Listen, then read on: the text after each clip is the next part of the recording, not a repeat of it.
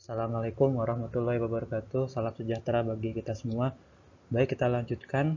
Materi kita kali ini adalah sistem informasi sebagai media bimbingan dan konseling. Jadi sebenarnya ini sudah jauh kita bahas tentang media-media apa saja yang dipelajari dalam bimbingan dan konseling.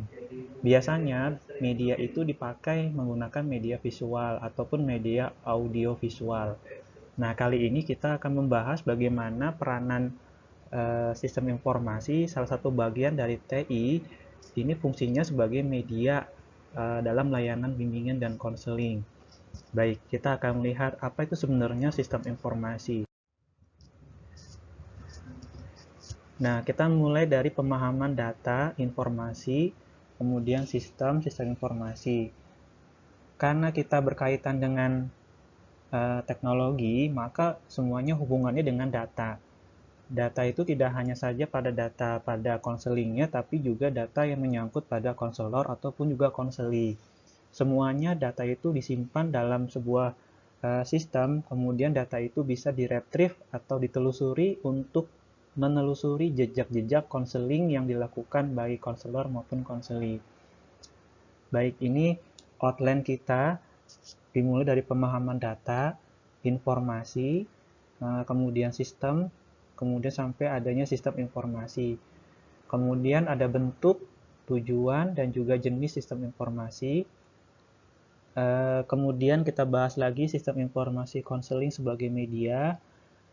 Dan selanjutnya menganalisis dan merancang membangun media konseling berbasis digital ya. Nah, kemudian di sini ada lagi peran teknologi dalam mendukung layanan konseling siber. Baik, sebelum lebih jauh kita melihat apa itu data. Mungkin Anda pernah dengar data penduduk, data penumpang, data pasien. Apa itu data sebenarnya?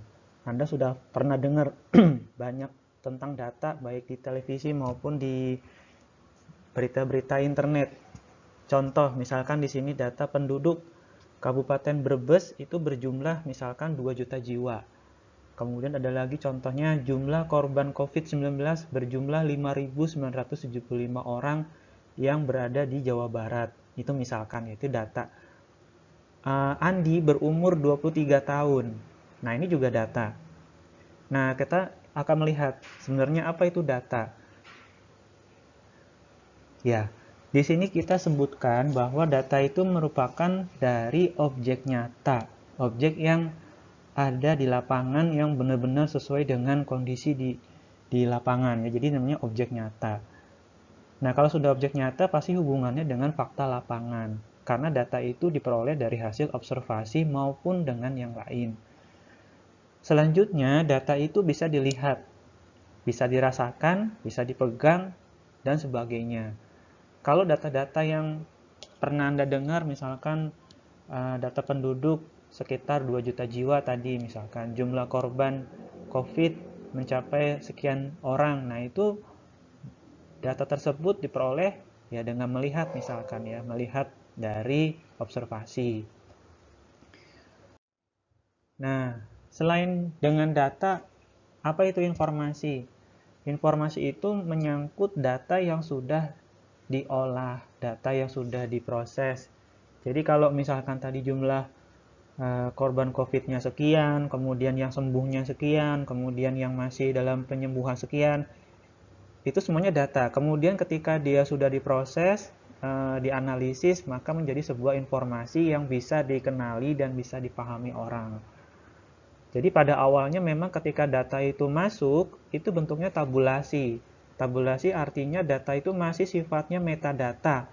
Metadata itu maksudnya data yang masih sifatnya angka-angka semuanya. Jadi orang itu tidak semuanya paham dengan angka itu.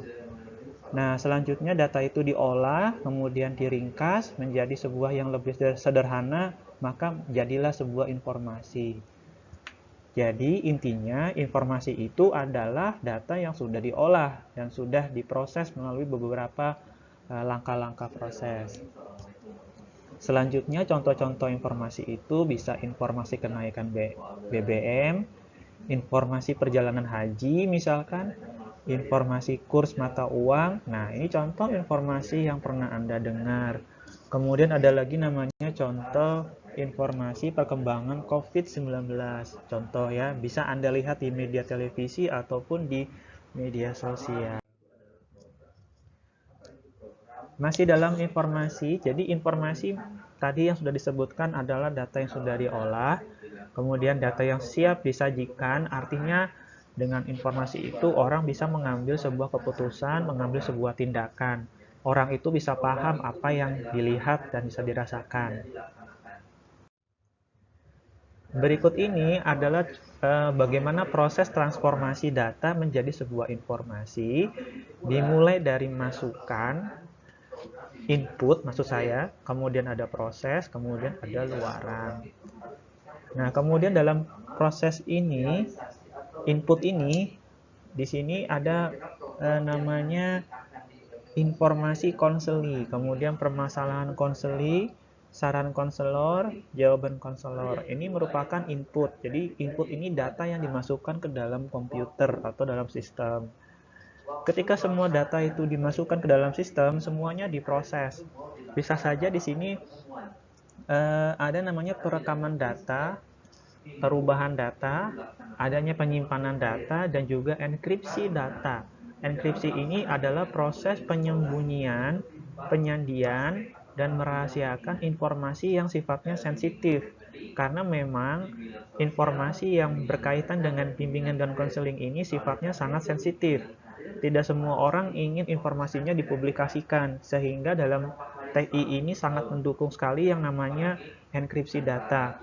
Selanjutnya, dengan luaran ini bisa didapatkan adanya laporan konseling, kemudian transkrip konseling, kemudian riwayat konseling. Jadi misalkan si konselor dan konseli sama-sama akan melihat proses juga progres dari konseling tersebut.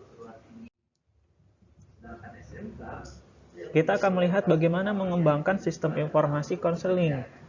Bagaimana caranya? Dimulai dari analisis SWOT yang saya ajukan di sini, yang saya sajikan di sini, dimulai dari kebutuhan media sebagai kunci utama pengembangan berbasis cyber.